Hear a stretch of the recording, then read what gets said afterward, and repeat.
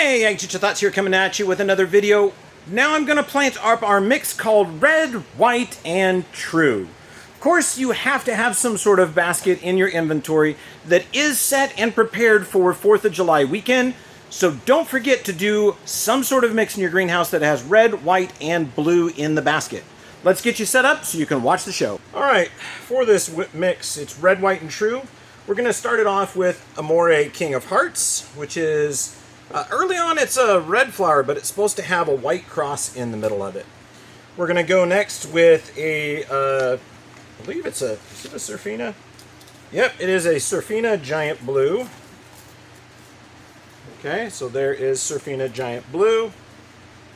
Surfina Giant Blue. That is the Amore King of Hearts. And last, we're going to wrap it up with a Helichrysum White Licorice.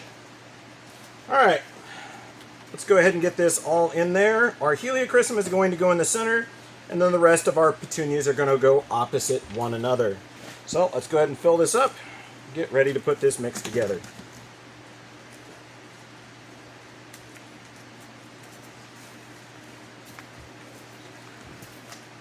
Alright, got our Helichrysum.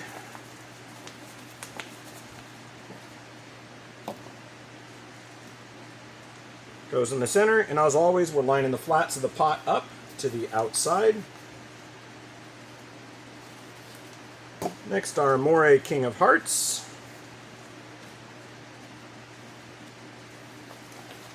There we go. And then our Surfina Giant Blue. Okay, there's Surfina Giant Blue, and over here on the opposite side is where we're going to put that last plant.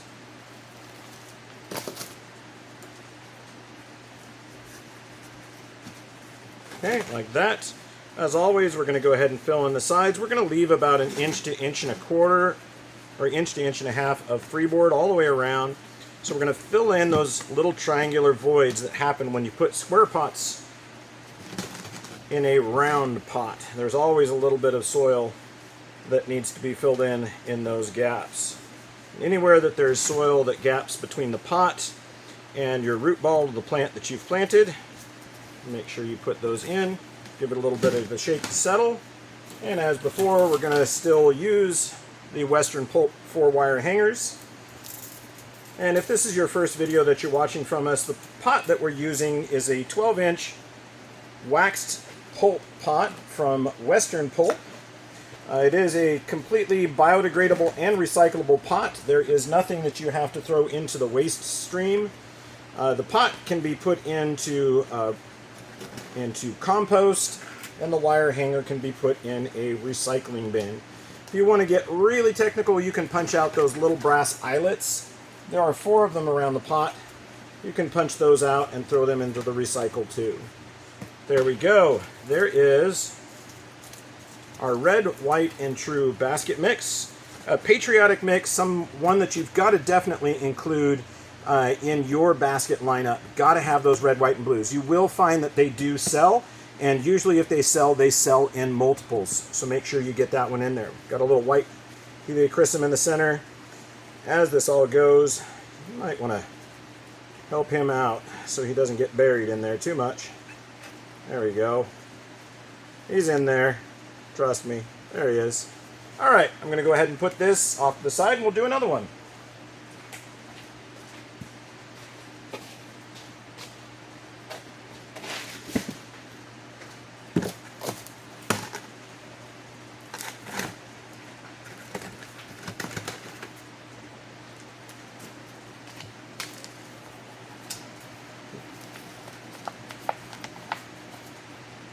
Got our Helichrysum.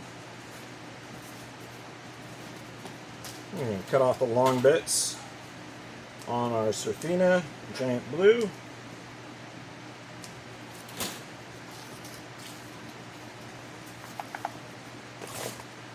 It is very important that you do remember to pinch your plants. And if you pinch them while you put them in, that saves you from having to take a basket down off of a hanger. It's going to get a little loud. The heater's going to kick on here. Sorry about that. I might play a little music or something for you so you don't have to listen to it. I don't think you need to hear from me much other than see this go together. I already told you the recipe. The heater's going to kick on in about 5, 4, 3, 2, 1. Alright, so maybe my timing's a little bit off. But trust me, it's going to happen.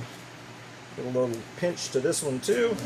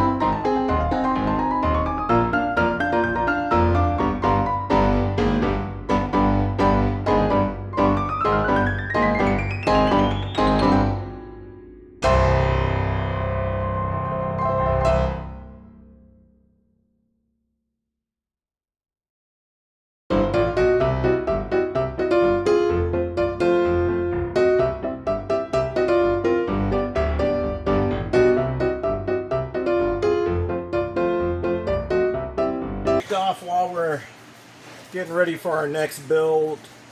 So we're going to just keep going here.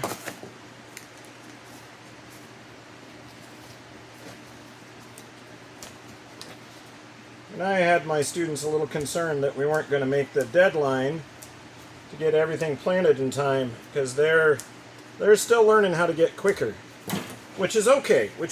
You know, I don't expect a student to come in and be able to plant a basket lightning fast. I know that it's going to take time to get used to what's going on, to understand, you know, what the shear strength is of a plant. You know, how hard can you push on it before it breaks? That's something that's just basically acquired over time. So, you know, they're a little bit slower in planting, but that is definitely okay. We'll get there. We'll get there. So, to answer that question for my students, how are we going to get there? Well, it's after 5 o'clock today. And while you all were gone, I finished moving all the plant material from the research greenhouse. That's all now out here. That's all been watered. The baskets have all been watered.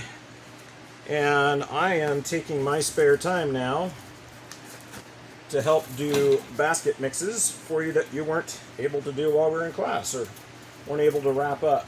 But that's simply because I gave you a big list of stuff to do to make sure that I knew you'd have enough to make it all the way through the class period. And there's only one of me usually planting when I did this with my family. Sometimes there'd be one of us out there working, and sometimes there'd be more. We kind of do assembly lines as we go. So tomorrow, when my crew comes in, we're going to set up a little bit of an assembly line. There's a few more plants to put in their final spots. But we're going to set up a second basket assembly area.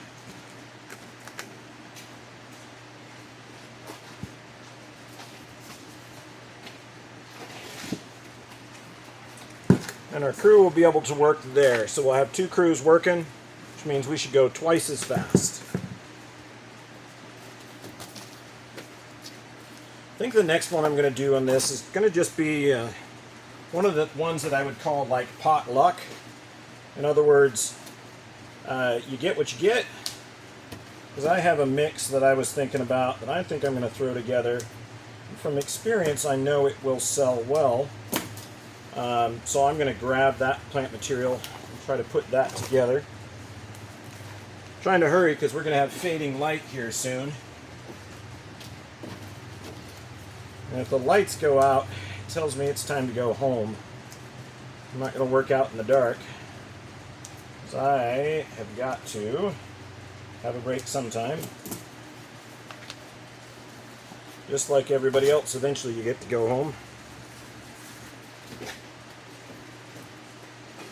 Alright, last 2. This will round off a series of 5 of these that we did.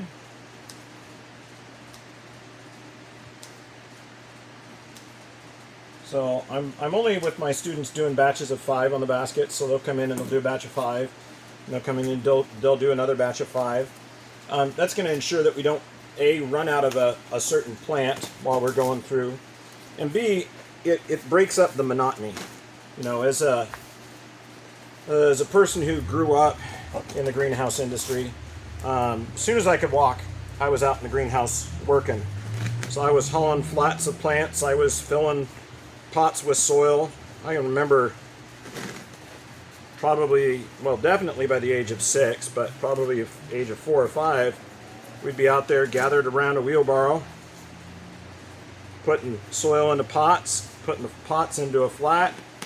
Older sibling would pick the flat up and carry it off, but it was definitely a family affair working in our nursery.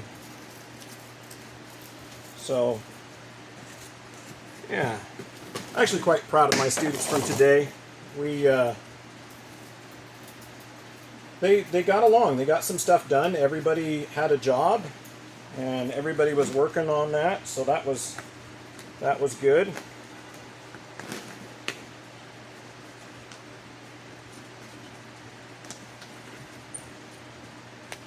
But by the time we're done, everybody's going to be able to do every job we have in the greenhouse. They're all going to get it. They're all going to figure it out. It will be okay. All right, there we go. And that is the last of the red, white, and true. Somewhere down in here is my licorice vine. I got to remember each time to get that out so he can see. Should grow better now that it's got heat on him. All right, there you go. Red, white, and true. Okay, so that was our red, white, and true basket design. So one for 4th of July for your customers. Anyway, that's going to wrap this video up for that. I hope you enjoyed something. Anyway, that's going to wrap this up for this video. I hope you enjoyed yourself. I hope you learned something. Ag Teacher Thoughts out.